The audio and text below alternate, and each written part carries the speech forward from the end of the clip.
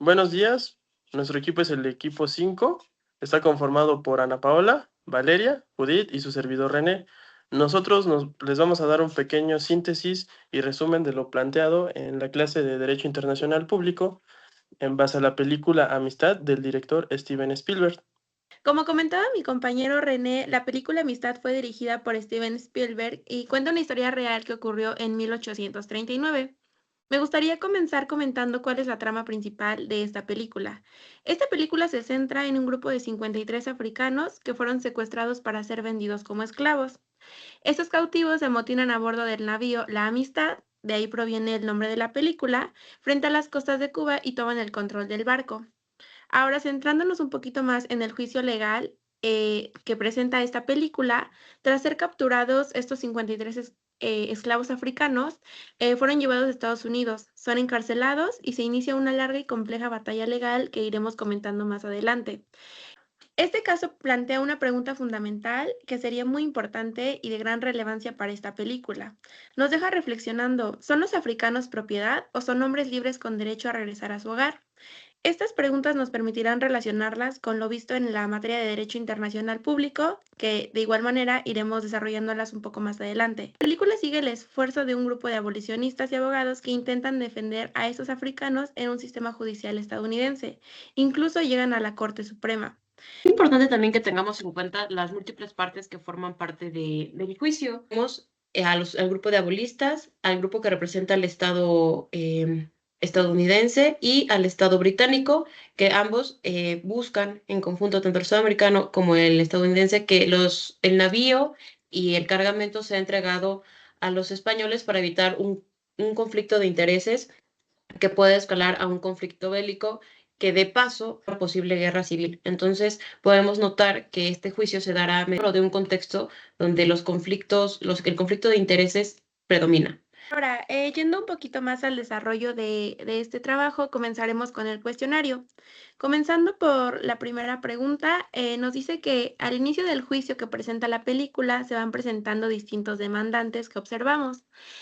Nos da el ejemplo del secretario de Estado norteamericano o el señor Calderón, ministro plenipotenciario de la reina Isabel II. Bien, la pregunta que se plantea es que si sabemos identificar los órganos de relaciones internacionales de qué se trata y cuáles serían las competencias de representación de su Estado. Bien, hablando en el caso de Estados Unidos, se presenta como parte demandante a su secretario de Estado de los Estados Unidos de América, como les comentaba. Este pertenece al órgano del Poder Ejecutivo que se encarga de la política exterior. ¿Cuál sería la función de este secretario? Bien, su función es ser el encargado de la política exterior, como les comentaba, en representación de este mismo poder, el Ejecutivo, es decir, del presidente. Bien, ¿ante quién podría defender esto? Bueno, ante tribunales internacionales e internos, cuando estos involucren compromisos internacionales.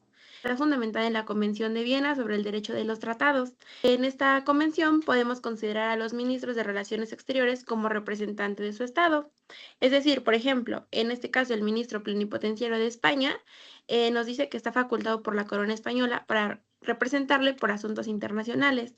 Es decir, que se le otorga la competencia de fungir como defensa de los bienes de España en territorio extranjero, incluyendo la reclamación de bienes o personas.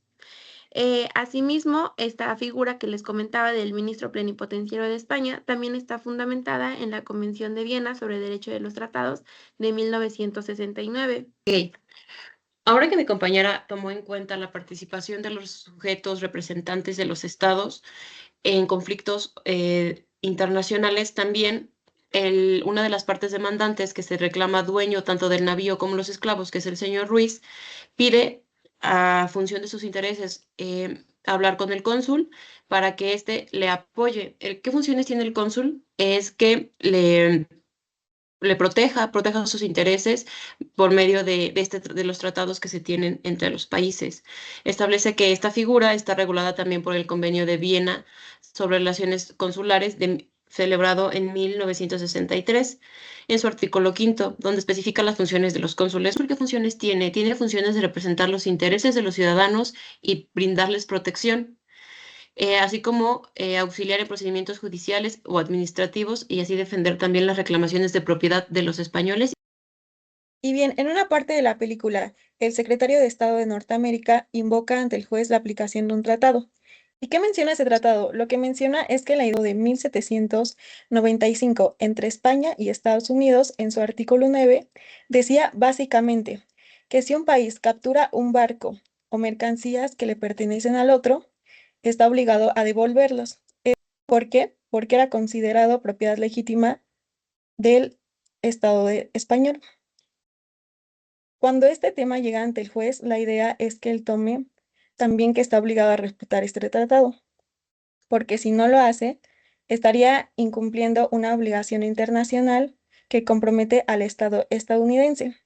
Y ustedes estarán preguntando por qué es necesario que se cumpla este tratado.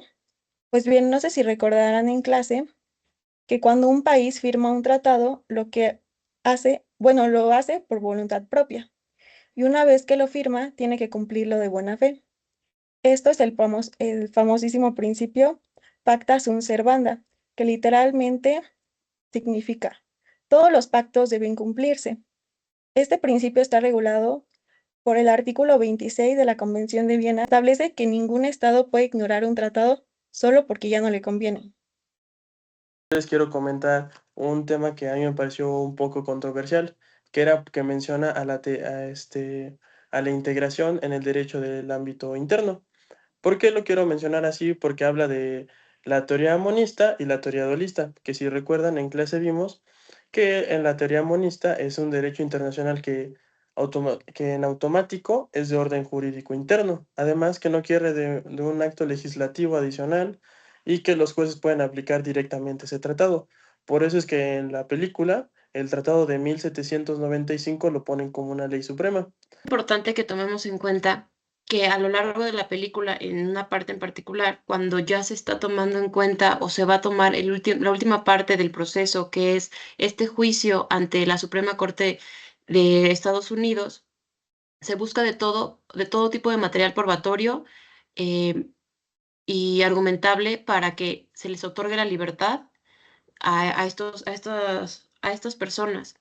Hacen la pregunta de si existe un tratado que anule al tratado de 1795 y esto nos regresa de nuevo a la clase, donde vimos por el convenio de Viena en su artículo 54, 59 y 62 cómo es que se llega a que un tratado ya no sea aplicable. Y esta hay tres supuestos, donde hay una denuncia por incumplimiento o retiro, donde hay un mutuo acuerdo por las partes que el tratado deje de tener funciones o de tener aplicación, y cuando se celebra un nuevo tratado incompatible, cosa que en su momento no había sucedido, por lo que el tratado seguía vigente. Y bueno, al final de la película se menciona que la reina Isabel II siguió reclamando una indemnización durante varios años de gobierno de Estados Unidos. ¿Y por qué? ¿Cuál era el argumento legal? España básicamente sostenía que Estados Unidos había cometido un hecho internacionalmente ilícito, porque según el Tratado de 1795, Estados Unidos tenía la obligación de devolver al barco y todo lo que llevaba. Como esto no pasó, España decía, bueno, si no me regresan mi propiedad, al menos que me compensen el daño. Esto se basa en un principio muy importante del derecho internacional, el cual es, todo hecho lícito en un Estado genera responsabilidad internacional y obliga a reparar el daño causado. También quería comentarles una parte que me resultó como relevante, que es, por ejemplo, que en esos tiempos no existía, por ejemplo, la Corte Interamericana de Justicia, tampoco existía el Sistema Universal para la Protección de los Derechos Humanos y que los organismos no eran multilaterales. En ese tiempo nada más era una relación bilateral, diplomática, además de que el arbitraje nada más era ad hoc. Si lo llevamos a un momento presente, pues con la Corte Interamericana de Justicia, en sus estatutos está el artículo 36, que es que habla de la delimitación marítima, así como de la violación a los tratados bilaterales. Y ya para cerrar a manera de conclusión este trabajo, me gustaría decirles que en la película La amistad constituye un ejemplo excepcional que comprende cómo se opera el derecho internacional en situaciones reales de conflicto entre los estados, especialmente en el tiempo histórico en el que lo vemos, porque se observa cómo el estado diplomático, los cónsules y los tribunales sean de relevancia internacional y que las condiciones estatales y la actuación interna pues no surgen o no tienen un tema de tanta relevancia.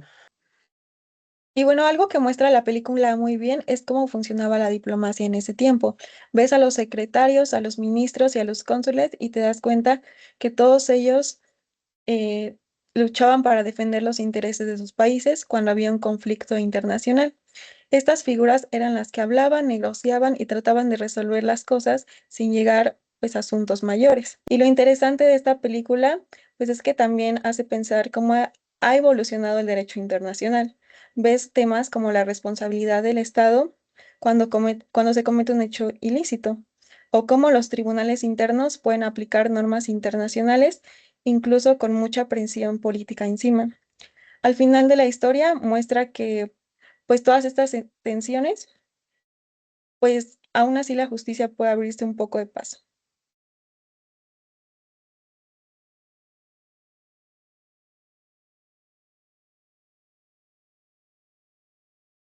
Así